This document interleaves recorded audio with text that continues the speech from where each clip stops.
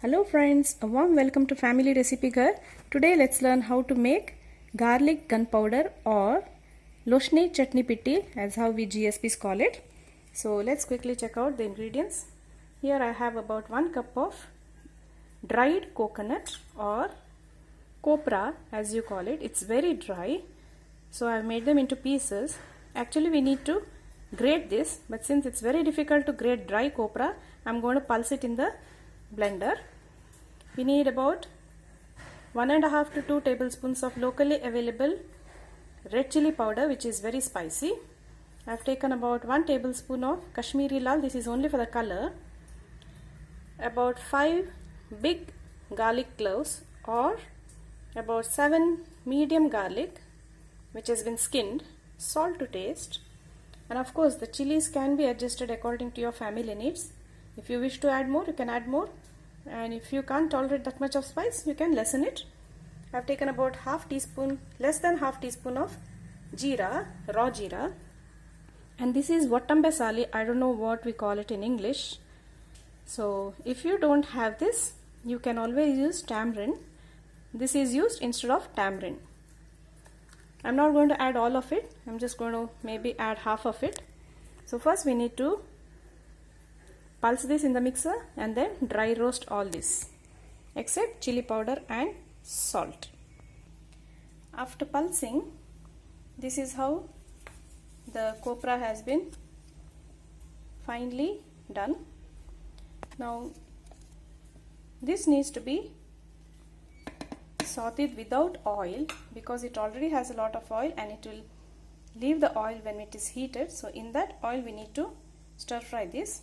And remember, you need to pulse this and you should give intervals in between. You can't pulse it at one go. So about 5-6 intervals are needed to get this much of texture. My pan is on the gas and I am sauteing this now without the addition of oil. As I said earlier, it will give out oil, so in that oil we need to saute this. And remember, the gas should be always on low flame. About 5 to 6 minutes of sauteing will be sufficient.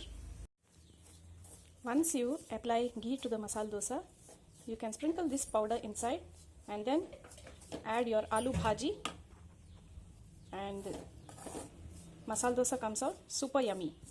Trust me, try it once, you will know. Then you will not go for chutney again because that is quite tedious. I mean, lots of work. And this gunpowder, if you have at home, you can always use it anytime you want. You can now see that it's got a nice brown color. That is because of continuously stirring. You need to do that. Do not stop in between. Now after this stage is achieved, you could add the jeera. Do not add the jeera in the beginning because the jeera will get charred by the time the copra gets sauteed. Now let's add our garlic also and continue stirring till you begin to get garlic flavor. That is when the garlic will be nicely sauteed. I have added the Vattambe Sali also, except for the middle hard part. The rest have gone in. We'll continue stirring this for maybe another half a minute and then we'll put off the flame and pulse it in the blender. After about half a minute, I have put off the flame and I'm still stirring it because the pan is hot and the copra could get charred at the bottom. The heat that is already there will continue to burn the copra. So we need to saute it for another half a minute. Then we need to cool it completely and then add the remaining ingredients, that is salt and both the chili powders. Remember one thing, do not saute the chili powders because the taste of the garlic chutney pitti will be totally lost. You need to add them raw, or in case you don't like to add powders, go in for the chilies, half Badagi chili, half the spicy variety chili. You can do it that way also, but do not add oil to the red chilies. you could simply dry stir fry it and then powder it along with this. So now let's put this in the blender. Now let's blend this to a little coarse powder. Remember to pulse it, not blend it. If you blend it, then the powder will get stuck at the base because of the oil that the dry copra is going to release. So you need to blitz or pulse it, maybe 2-3 times till it is done.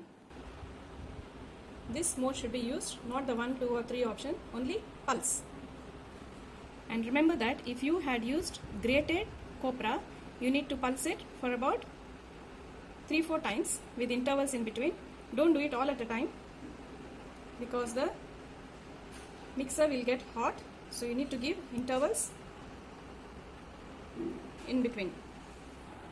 You can see that as I had pulsed it, it's not stuck at the bottom. That's how it should be done.